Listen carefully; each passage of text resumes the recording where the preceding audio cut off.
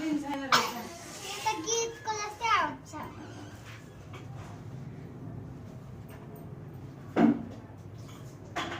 मला चप्पल घालून दे.